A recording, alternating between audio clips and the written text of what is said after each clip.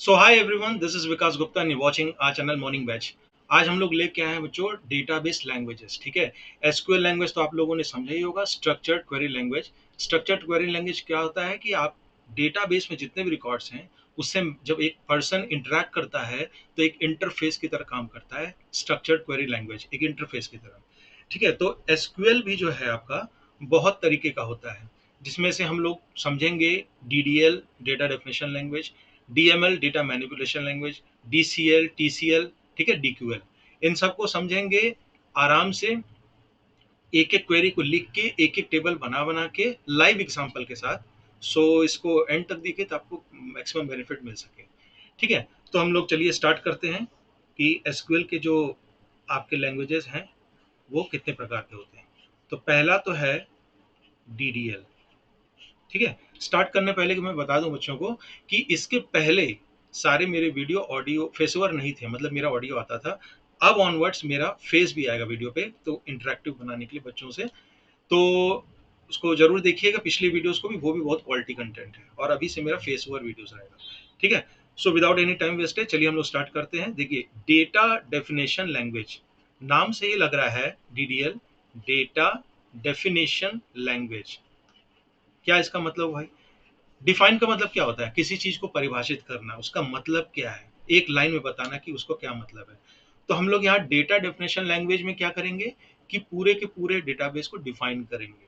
ठीक है, उसके लिए हम बताएंगे बहुत सारे कमांड होते हैं, मतलब कि उसमें क्या स्कीमा बनेगी, क्या एट्रीब्यूट्स बनेंगे, क्या टेबल बनेंगे, क्या रिकॉर्ड बनेंगे, ये सब चीज हम लोग करेंगे। उसके अलावा हम लोग कंस्ट्रेंट की भी बात करेंगे, क्या कंस्ट्रेंट लगता है। ठीक है, ऑथराइजेशन की बात करेंगे। तो सबसे पहले जो होता है डीडीएल का, वो होता है क्रिएट। ठीक है, क्या होता है? क्रिएट। तो क्रिएट से बेसिकली हम लोग टेबल बना सकते हैं, ट्रिगर बना सकते हैं, एक्सेट्रा।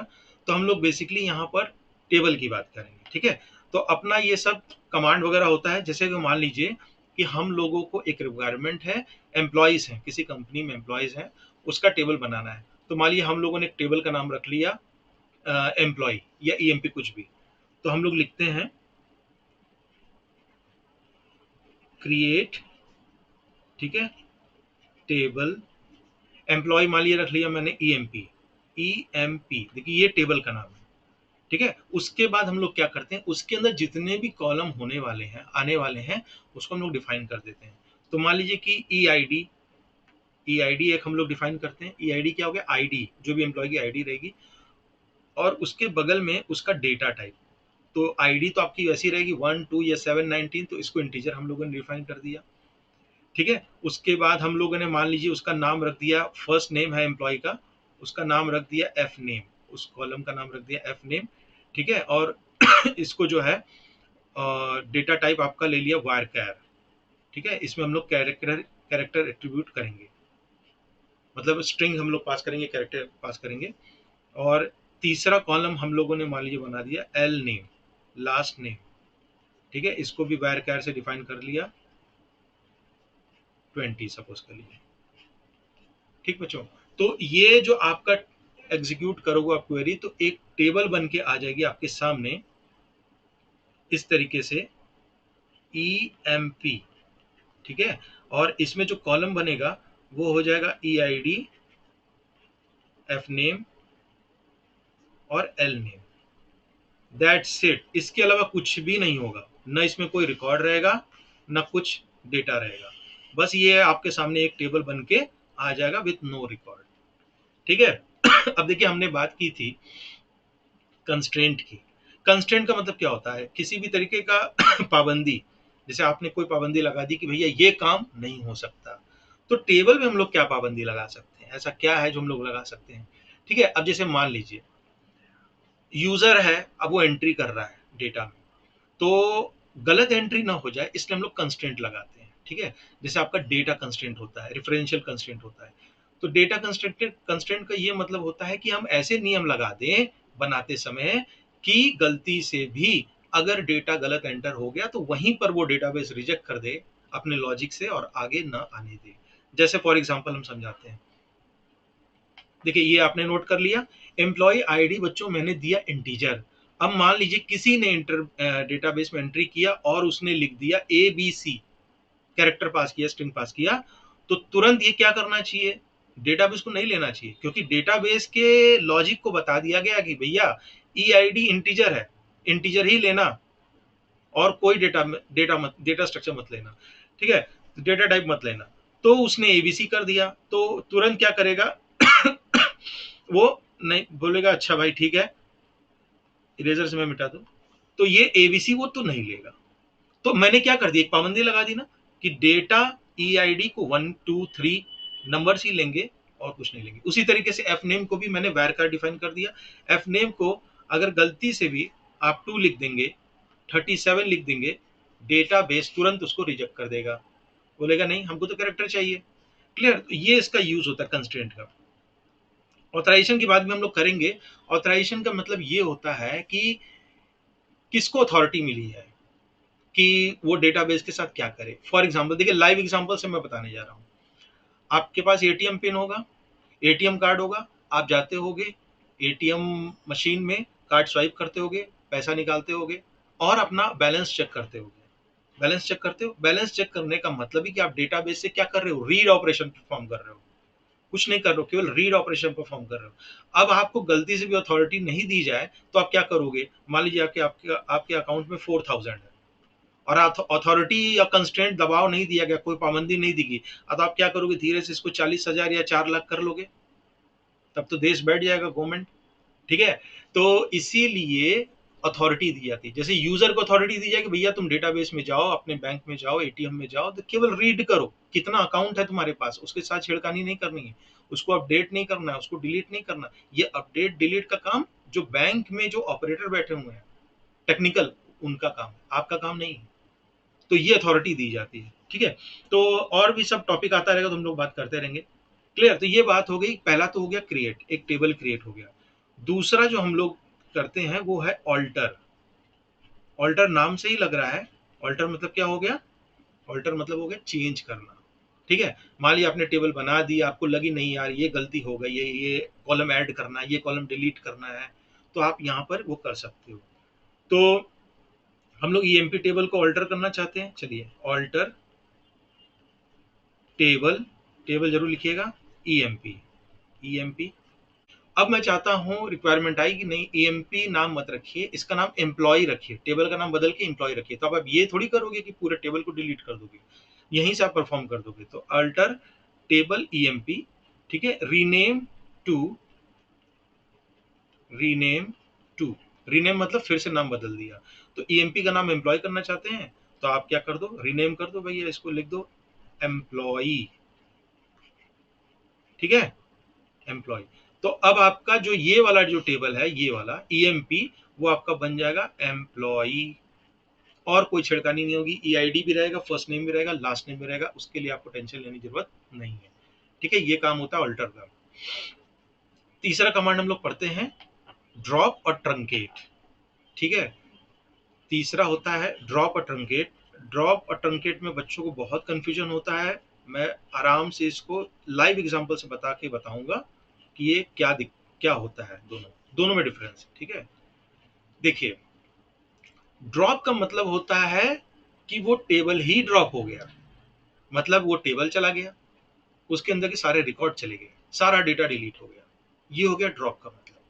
ट्रंकेट का मतलब होता है डेटा तो सारे डिलीट हो जाएंगे, ठीक है, डेटा सारे डिलीट हो जाएंगे, लेकिन टेबल का खांचा, लॉजिकल स्कीमा पूरा बचा रहेगा, कॉलम वॉलम सब बचा रहेगा। अब कहोगे सर इसका क्या एग्जांपल है, कहाँ ड्रॉप यूज करें, कहाँ ट्रंकेट यूज करें। Very good question. अब हम लोग आते हैं लाइव एग्जांपल। सपोज कर लीजिए कि कोई कंपनी है, ठीक है, वो स्मार्टफोन बनाती है। क्लियर, मैं ड्रॉप का एग्जांपल बता रहा हूँ। वो स्मार्टफोन बनाती है, अब वो स्मार्टफोन बनाना बंद कर दी, स्मार्टफोन बनाना बंद कर दिया, वो चाहती है बस हम लैपटॉप और टीवी बनाए, स्मार्टफोन में कोई स्कोप नहीं है। तो स्मार्टफोन का टेबल भी तो कहीं होगा कंपनी में, अब उससे कोई रिलेशन ही नहीं है, तो कंपनी करती है क्या, ड्रॉप, पूरा टेबल खत्म, पूरा रिकॉर्ड खत्म, काम खत्म। क्योंकि अब हम लोग को मोबाइल में इंटरेस्ट नहीं है, अब हम लोग सीधे क्या बनाएंगे, सीधे स्मार्टफोन बनाएंगे, सॉरी टीवी बनाएंगे, लैपटॉप बनाएंगे। ये होता है ड्रॉप। ड्रॉप मतलब टेबल भी खत्म, रिकॉर्ड भी खत्म, सब कुछ खत्म, एवरीथिंग। ठीक है, ड्रॉप मतलब data plus table, data plus table क्या होता है, डिलीटेड हो जाता है। ठीक है, ट्रंकेट का क्या मतलब इसका वो भी हम लोग लिख लेते हैं। तो चलिए हम लोग एक साथ लिख लेंगे। ट्रंकेट का मतलब क्या होता है, ट्रंकेट का मतलब टेबल रहेगा, डेटा डिलीट हो जाएगा। इसका लाइव एग्जांपल क्या है, जैसे मान लीजिए कि फॉर एग्जांपल पहले स्मार्टफोन बनाती थी कंपनी, ठीक है, तो चाहती है वो कंपनी चाहती है कि स्मार्टफोन का टेबल बना रहे और उसी में अपडेटेड वर्जन, नया नया फीचर फोन, नया फोन आ जाए। ठीक है, फीचर फोन जैसी चीज खत्म, फीचर फोन समझते हो ना, कीपैड वाला। तो अब वो कंपनी चाहती है हम कीपैड ना बनाए, अब हम स्मार्टफोन बनाए। तो क्या करेगा, ट्रंकेट कर देगा। ट्रंकेट मतलब जितना भी फीचर फोन कीपैड वाला एंट्री रहेगा सब डिलीट हो जाएगा, लेकिन डेटाबेस तो बचा रहेगा, स्कीमा तो बचा रहेगा। फिर उसमें वो अपना स्मार्टफोन की एंट्री करने लगेगा। ठीक है, तो ये हो गया, समझ में आया। ड्रॉप मतलब टेबल प्लस डेटा खत्म, ट्रंकेट का मतलब टेबल बचा रहेगा, लॉजिकल स्कीमा बचा रहेगा, कॉलम बचा रहेगा, लेकिन डेटा खत्म। ठीक है, अब दोनों के देखिए, आपके जैसे हम लोग एम्प्लॉय था ना, हम लोग सिंटैक्स को समझ लेते हैं, यहाँ समझ लेते हैं। अगर मान लीजिए आपको ड्रॉप करना है, तो ड्रॉप टेबल क्या था हम लोग का, एम्प्लॉय, एम्प्लॉय, इससे आपका टेबल खत्म, डेटा खत्म, सारे एम्प्लॉयज का रिकॉर्ड उड़ जाएगा। और अगर आपको ट्रंकेट करना है, ट्रंकेट टेबल एम्प्लॉय, इसका मतलब कि टेबल बचा रहेगा, रिकॉर्ड सब उड़ जाएगा। ठीक है बच्चों, तो ये था डीडीएल, डेटा डेफिनेशन लैंग्वेज। ठीक है, अब हम लोग आते हैं दूसरे लैंग्वेज पे। दूसरे लैंग्वेज की बात करते हैं जिसका नाम है, इसको मैं क्लियर कर दूं, डीएमएल। ठीक है, डीएमएल, डीएमएल मतलब डेटा मैनिपुलेशन लैंग्वेज। ठीक है, डेटा मैनिपुलेशन लैंग्वेज, नाम से क्लियर लग रहा है कि आप लोग क्या करोगे, डेटा के साथ खिलवाड़ करोगे, डेटा को इंसर्ट करोगे, अपडेट करोगे, डिलीट करोगे। ठीक है, डेटा मैनिपुलेशन लैंग्वेज। ठीक है, तो इसमें बेसिकली आपकी तीन क्वेरी होती है, इंसर्ट, अपडेट, डिलीट। तो हम लोग क्या करेंगे, एम्प्लॉय आईडी वाले, एम्प्लॉय वाले को ही लेंगे और उसी में कुछ एग्जांपल समझेंगे। तो पहला तो होता है, देखिए डीएमएल, एक चीज और मैं बता दूं, दो तरीके का होता है। डीएमएल कितने तरह का होता है, दो तरीके का होता है। एक होता है प्रोसीजरल, प्रोसीजरल, एक होता है नॉन प्रोसीजरल, नॉन प्रोसीजरल। दोनों में डिफरेंस क्या है भाई, प्रोसीजरल जो लैंग्वेज होता है उसमें हम लोग क्या करना है ये भी मालूम होता है और कैसे करना है ये भी मालूम होता है। ठीक है, क्लियर। और नॉन प्रोसीजरल में क्या होता है, बस हम लोगों को क्या डेटा चाहिए ये इंटरेस्टेड होता है, कैसे नहीं वो इंटरेस्टेड नहीं होता है। ठीक है, नॉन प्रोसीजरल का जैसे एग्जांपल आपका हो गया एसक्यूएल, स्ट्रक्चर्ड क्वेरी लैंग्वेज, आपका नॉन प्रोसीजरल लैंग्वेज है। ठीक है, प्रोसीजरल का आपका लैंग्वेज हो गया, एक नया लैंग्वेज है पैंडास लाइब्रेरी, पैंडास लाइब्रेरी। चलिए इसको मैं रब कर देता हूँ। आइए, तो अब हम लोग बात करते हैं बच्चों, पहला क्वेरी जो कि है इंसर्ट। ठीक है, इंसर्ट क्वेरी क्या करता है, इंसर्ट क्वेरी एग्जिस्टिंग टेबल में एक रो को इंसर्ट कर देता है। ठीक है, जैसे for example insert into, insert into table हम लोगों ने क्या बनाया था, एम्प्लॉई, एम्प्लॉई। ठीक है, उसके बाद हम लोग क्या करते हैं, इसमें जितने भी कॉलम्स हैं सबको लिख देते हैं। क्या क्या कॉलम था, याद है, ई आई डी था, ठीक है, एफ नेम था और एल नेम था, एल नेम। ठीक है, इंसर्ट इनटू एम्प्लॉय, ये मैं इधर लिख दे रहा हूं थोड़ा, वैल्यूज, वैल्यूज। अब यहां पर आप एंटर करोगे जो भी वैल्यूज है। ठीक है, आईडी में मान लीजिए मैंने 1 एंटर कर दिया, फर्स्ट नेम मान लीजिए मैंने सोनू एंटर कर दीजिए, सोनू। ठीक है, लास्ट नेम मान लीजिए मैंने गुप्ता एंटर कर दिया, सोनू गुप्ता। ठीक है, तो अब देखिए क्या होगा कि एक आपका रिकॉर्ड इंसर्ट हो जाएगा। ऐसे टेबल था ना एम्प्लॉय करके, तो यहाँ था ई आई डी, ठीक है, फर्स्ट नेम और लास्ट नेम। ठीक है, तो एक आपका वन एंट्री हो जाएगा, सोनू एंट्री हो जाएगा। अब देखिए डेटा की बात हो रही है, हम लोग डेटा मैनिपुलेशन लैंग्वेज मतलब हम लोग डेटा की बात कर रहे हैं। ठीक है, इसी तरीके से आप क्या करोगे, दूसरी एंट्री करने थे insert into employees EID name F name last name values, फिर आपने एंटर किया टू, और उसके बाद फिर मोनू राठौर। इस तरीके से आप करते जाओगे, आपके जो डेटा है ये पॉपुलेट होती चली जाएगी। ये जो टेबल बना है इसमें आपका पॉपुलेट होता चला जाएगा। तो ये तो हो गया इंसर्ट क्वेरी। ठीक है, इंसर्ट क्वेरी के बाद अब मान लीजिए कि गलती से आपने कोई नाम वगैरह गलती कर दी, उसको आपको चेंज करना है, तो आप क्या करोगे, अपडेट क्वेरी रन कराओगे। ठीक है, अपडेट, इसको आप नोट डाउन कर लीजिए, इसको मैं रब कर दूं, यहीं पे लिख दूं अपडेट क्वेरी। पहला हो गया insert query, insert into employ. ठीक है, और एक रिकॉर्ड आ गया। इसके बाद मैं इसको रब कर देता हूँ, अपडेट क्वेरी यहीं से चला देता हूँ। ठीक है बच्चों, देखिए अपडेट, मान लीजिए कि आपको अपडेट करना है, तो अपडेट किसको करना है, अपडेट किसको करना है, एम्प्लॉय टेबल को। एम्प्लॉय, पहले पर्पस तो देखिए, मान लीजिए आपने गलती से सोनू गुप्ता है तो लास्ट नेम गुप्ता राठौर लिखना था, और आपने लिख दिया सॉरी, आपने लिख दिया गुप्ता। तो अपडेट एम्प्लॉय, ठीक है, और सेट, सेट क्या है, हमने क्या चेंज करना है, लास्ट नेम। तो set L name is equal to, क्या चेंज करना है, गुप्ता लिखा गया था उसको हम लोगों को राठौर करना है। तो set name is equal to Rathore. ठीक है, अब उसको क्या मालूम कंप्यूटर को कि किस क्या चेंज करना है, नहीं करोगे तो सारे का चेंज कर देगा राठौर। तो हम लोगों ने एक कंडीशन लगाई, where where E I D, E I D employ I D जिसकी वन हो उसी की चेंज करना। ठीक है, वन, सपोज को ले यहाँ पर टू होता, ठीक है, यहाँ पर A B C for example, और यहाँ पर डी ई एफ एक रिकॉर्ड होता, तो वन, तो कंप्यूटर क्या करेगा, देखेगा एसक्यूएल से कि अपडेट एम्प्लॉय, ठीक है, इस एम्प्लॉय को अपडेट करना है। Set last name, last name Gupta है उसको क्या करना है, राठौर। वेयर एम्प्लॉय आईडी, तो एम्प्लॉय आईडी सर्च करेगा, उसको एम्प्लॉय आईडी दिखेगा वन, तो यहाँ पर आके चेंज कर देगा। तो आपको इसके बाद जो रिजल्ट मिलने वाला है इस क्वेरी को रन कराने के बाद, अब आपको यहाँ मिलेगा सोनू राठौर। ठीक है, पहले गुप्ता था, अब ये हो गया राठौर। समझ में आई बात, क्लियर, ये हो गया अपडेट। तो अपडेट आप इसको नोट डाउन कर लीजिए, मैं इसको रब कर दूं, अपडेट एम्प्लॉय स्क्रीनशॉट ले लीजिए, सेट नेम इसको Rathore where E I D is equal to one. ठीक है, इसके बाद मैं रब कर दूं, ठीक।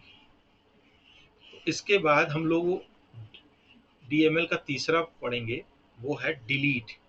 मान लीजिए कि हम लोगों को इस रिकॉर्ड की जरूरत ही नहीं है, जो पहली रिकॉर्ड है E I D one Sonu Rathore, या कोई भी रिकॉर्ड हो, मान लीजिए हम लोग को सेकंड डिलीट करना है, तो आप क्या करोगे, डिलीट फ्रॉम, ठीक है, फ्रॉम एम्प्लॉय, आप अपने टेबल का नाम मेंशन करोगे, delete from employ,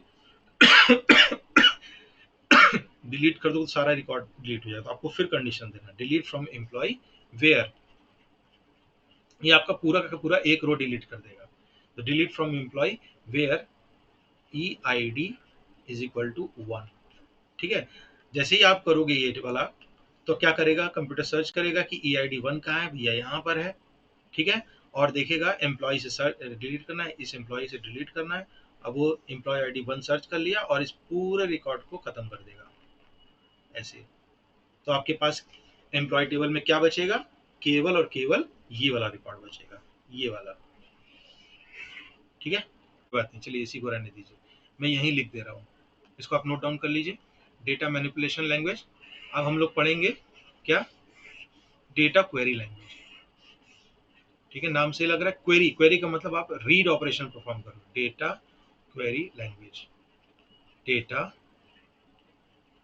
query language. ठीक है बच्चों, तो अब देखिए इसमें क्या होता है कि मान लीजिए कि डेटाबेस तो आपने बना दिया, टेबल भी बना दिया, इंसर्ट कर दिया, अपडेट कर दिया, डिलीट कर दिया। अब मैं देखना चाहता हूँ कि वो कैसा डेटा दिखता है, कैसा टेबल दिखता है। ठीक है, या मैं किसी पर्टिकुलर पर्सन का डेटा देखना चाहता हूँ, या पूरा टेबल देखना चाहता हूँ। तो अगर मान लीजिए आप ऐसे करते हो, सेलेक्ट, सेलेक्ट क्वेरी चलता है एस्ट्रिक्स स्टार, ठीक है, फ्रॉम एम्प्लॉय। मान लीजिए आपने ये किया, ठीक है। अब जैसे मैं एक और डेटा कर दे रहा हूँ तो आपको क्लियर हो जाएगा। ए, ठीक है, मोनू फॉर एग्जांपल नया एंटर है, और जी। तो अब आप सेलेक्ट एस्ट्रिक्स करोगे तो आपके पास जो आउटपुट आएगा ये पूरा आउटपुट आ जाएगा। क्या आ जाएगा? 1 मोनू जी, 2 एबीसी डी एफ। लेकिन हम नहीं चाहते हैं, हम नहीं चाहते कि सारे रिकॉर्ड को देखना चाहते हैं। मैं अपने मतलब का रिकॉर्ड देखना चाहता हूँ, मैं केवल अपना ही रिकॉर्ड देखना चाहता हूँ, या ऐसे एम्प्लॉय आईडी का देखना चाहता हूँ जिसका एम्प्लॉय आईडी 2 हो। मैं सब में इंटरेस्टेड नहीं हूँ। तब आप क्या करोगे? कंडीशन लगाओगे। तो भाई क्या कंडीशन लगाओगे? ठीक है, तो select star from employ where. मान लीजिए आप किसका देखना चाहते हो, चलिए बताइए। एम्प्लॉय आईडी का मैं 2 का देखना चाहता हूँ, बहुत 1 का हो गया। तो where employ ID is equal to 2। ठीक है, तो आपको आउटपुट देखिए, मैं यहाँ लिख दे रहा हूँ। आउटपुट क्या लिख के आएगा? आउटपुट आ जाएगा बच्चों 2 ए बी सी और डी ई एफ। ये आपका आउटपुट आ जाएगा। क्लियर बच्चों? तो अगर कंडीशन लगा दोगे तो आपका सिलेक्टेड आएगा और नहीं लगाओगे तो सारा डेटा पॉपुलेट हो जाएगा। तो ये था data query language, DQL। Clear? अब डेटा कंट्रोल लैंग्वेज और ट्रांजैक्शन कंट्रोल लैंग्वेज, जो आप लोगों ने देखा होगा कि ग्रांट है, रिवोक कर दिया, ग्रांट कर दिया किसी को परमिशन, रिवोक मतलब परमिशन हटा दिया। क्लियर? तो बहुत सारी अच्छी चीजें हम लोग नेक्स्ट वीडियो में सीखेंगे। So see you in the next video.